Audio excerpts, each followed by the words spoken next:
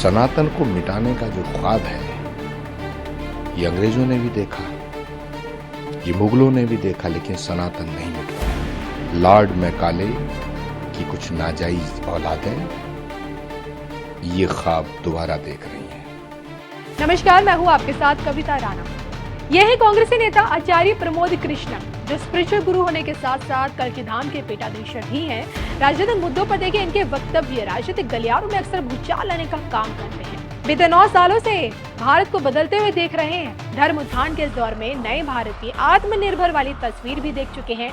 कट्टर कांग्रेसी है, लेकिन सही को सही, गलत को गलत बोलने से कभी चूकते नहीं है। जब पूरी कांग्रेस मोदी के हाथों नए संसद भवन के उद्घाटन का विरोध कर रही थी, तब इसी एक कांग्रेसी ने बाकी कांग्रेसियों को सच का आईना दिखाया। आलम यह है कि पार्टी के कुछ नेता ऐसे भी हैं जिन्हें इनके तिलक और वेशभूषा से भी चिढ़ है, जिसका खुलासा इन्होंने ट्वीट कर किया था। खुलकर ये बात इन्होंने कही थी कि कुछ बड़े नेताओं को मेरी वेशभूषा और तिलक से चिढ़ है, जिन्हें मैं इस जन्म में नहीं छोड़ सकता।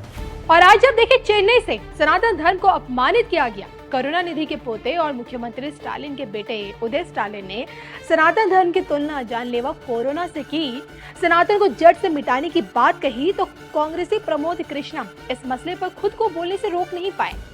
सनातन विरोधियों को उन्होंने लॉर्ड मैकाले की औलादे बता दी। देखिए, हिंदुओं को गाली देने की एक होड़ सी मची हुई है नेताओं में। सत्य सनातन धर्म को मिटाने की कोशिशें हजारों साल से हुई हैं, लेकिन सनातन को लोग मिटा नहीं पाए। 1000 साल भारत गुलाम रहा और 1000 साल तक लगातार सनातन को मिटाने की साजिशें हुई। महाराणा प्रताप, गुरु गोविंद सिंह जी महाराज, वीर हकीकत राय, छत्रपति शिवाजी महाराज, कितने महापुरुषों का लहू शामिल है सनातन धर्म की शक्ति में। तो सनातन को मिटाने का जो ख्वाब है, ये अंग्रेजों ने भी देखा, ये मुगलों ने भी देखा, लेकिन सनातन नहीं मिट पाया। लॉर्ड मैकाले की कुछ नाजायज औलादें ये ख्वाब दोबारा देख रही हैं। तो सनातन को खत्म कर देना चाहिए। मुख्यमंत्री स्टालिन के बेटे उदय स्टालिन को ऐसा कहना इतना महंगा पड़ रहा है कि अब सफाई देते फिर रहे हैं। गूगल पर देखिए ये ढूंढा जा रहा है कि सनातन के खात्मे की बात करने वाले स्टालिन के बेटे यानी कि उदय स्टालिन खुद किस धर्म से आते हैं।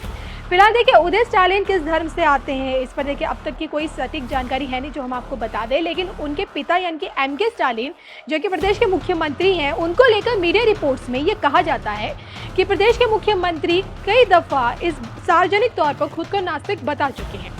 क्या यही नास्तिक लॉर्ड मैकाले की औलादे हैं? अगर आप देखें लॉर्ड मैकाले के बारे में नहीं जानते तो हम आपको बता दें कि भारत इतिहास में अंग्रेजों से लेकर वामपंथियों ने सनातन भारत के गौरवशाली इतिहास को हमेशा नीचा दिखाया और विदेशी आक्रांताओं का जमकर महिमा मंडल किया। आज से 175 साल पहले प्राचीन भारत की धरा पर सनातन धर्म को कलंकित करने के ऐसे बीज बोए जिन्हें आज तक देखिए खाद पानी दिया जा रहा है। और इसी कड़ी में ब्रिटिश राज में लॉर्ड मैकाले हुए, जिन्हें दुनिया एक शिक्षा शास्त्री, राजनीतिज्ञ और कुशल प्रशासक के तौर पर तो जानती है, लेकिन इनकी असल पहचान इनकी नापाक साजिशों से होती है। लॉर्ड मैकाले ने सनातन धर्म को चोट पहुंचाने के लिए हमारे देश यानी कि भारत में एक शिक्षा नीति तैयार की, जिसे ब्रिटिश गवर्नर जनरल विलियम बैटक ने लागू की। अब इस शिक्षा नीति की नींव इस आधार पर रखी गई ताकि हिंदुस्तानी यानी कि हम लोग वेद, पुराण, शास्त्र, उपनिषद, चिकित्सक विज्ञान को खारिज कर अंग्रेजी और मिशनरीज शिक्षा को अपनाएं। और लॉर्ड मैकाले की इस मंशा को उजागर उनके एक खत से हुआ जो उन्होंने अपने पिता को लिखा था। तो सनातन के इसी दुश्मन ने अपने खत में इस बात का जिक्र किया था, मेरे प्रिय पिताजी, हिंदुस्तान में हमारे अंग्रेजी स्कूल काफी बेहतरीन तरीके से फल फूल रहे हैं। हिंदुओं पर इस शिक्षा नीति का अद्भुत असर पड़ रहा है। कोई भी हिंदू जो अंग्रेजी शिक्षा ग्रहण कर रहा है वो अपने धर्म के प्रति सच्चे निष्ठा नहीं रख पाएगा। अगर हमारी शिक्षा नीति यूं ही जारी रही तो 30 साल बाद बंगाल में कोई भी मूर्ति पूजक नहीं बचेगा। अच्छी बात यह है कि इस रास्ते से धर्म परिवर्तन कराने की भी जरूरत नहीं पड़ेगी और इस तरह से भारतीयों का एक ऐसा वर्ग तैयार हो जाएगा जो देखने में तो भारतीय हो, लेकिन रुचि, विचार, मन और बुद्धि से अंग्रेज होगा। तो देखिए, ब्रिटिश शिक्षा नीति को लागू करने के पीछे मैकाले का सिर्फ एक ही एजेंडा था, हिंदुस्तान से हिंदू धर्म और उसकी संस्कृति को खत्म करना, जिसमें वो कामयाब कभी नहीं हो पाया।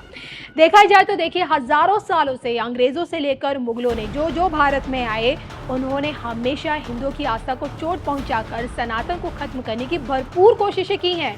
लेकिन ये सोचिए कि जिसका अस्तित्व शाश्वत हो, उसे कैसे मिटाया जा सकता है। आज के दौर में उदय स्टालिन जैसे लोग जो सनातन धर्म को मिटाने की मंशा रखते हैं, ऐसी बातें कहते हैं, क्या ये सच में मैकाले की औलादे हैं? इस पर कमेंट करके आप जरूर बताइएगा। सनातन धर्म कहते ही उसको है जो अनादिकाल से चला आ रहा है और अनादिकाल तक बना रहेगा। उसे ना कोई ख़त्म कर सका है और ना कोई ख़त्म कर सकेगा। जब इतने बड़े बड़े आक्रांता इस देश में आए, हजारों साल देश गुलाम रहा, हमारी संस्कृति को नष्ट करने का भरपूर प्रयास किया गया, तो तब तो ये सनातन धर्म मिटा नहीं है। सनातन धर्म को मिटाने वाले मिट गए, लेकिन सनातन धर्म आज भी है। जो मंत्री डीएमके के उदयनिधि स्टालिन जो ये बोल रहे हैं कि सनातन धर्म डेंगू है, तो उन्हें ये याद कर लेना चाहिए कि डेंगू जिसे काटता है उसकी मौत ही होती है। इसलिए वो, मुझे लगता है कि सनातन धर्म के अनुयायियों की सहिष्णुता की, अहिंसा की परीक्षा ना ले, वो राजनीति करें, अच्छा है। क्योंकि सनातन धर्म के लोग जिस दिन खड़े हो जाएंगे, उस दिन इनको घर से बाहर निकलना मुश्किल हो जाएगा, वोट मांगना मुश्किल हो जाएगा। इसलिए राजनेता लोग अपनी सीमा में रहें, धर्म के विषय में इस तरह अनर्गल टिप्पणियां ना करें तो ज़्यादा अच्छा है। दूसरी बात ये है कि ये इस बात का प्रतीक है कि हमारी उदारता का, कि हम लोग ऐसे कोई व्यर्थ की बकवाद नहीं करते हैं।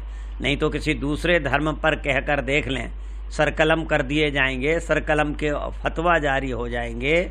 इसका मतलब ये है कि आखिर सनातन धर्म जो सहिष्णु है, जो उदार है, जो अहिंसावादी है, जो अपने देवी देवताओं में पूजा में विश्वास रखने वाला है, उनकी इस तरह से उनको ना उकसाया जाए तो अच्छा है। क्योंकि जब तक हिंदू समाज नहीं जागा है, एकजुट नहीं हुआ है, तब तक इस तरह की बातें कहना आपके लिए ठीक है। लेकिन जिस दिन हिंदू जाग जाएगा और अपने धर्म के लिए खड़ा हो जाएगा, उस दिन समाज में आप लोगों का राजनीतिक जीवन ही, भविष्य ही खत्म हो जाएगा। इसलिए सनातन धर्म को ख़त्म करने की बात मत करो, नहीं तो आपका ही जीवन भी और भविष्य भी और राजनीति भी तीनों ही खत्म हो जाएगी।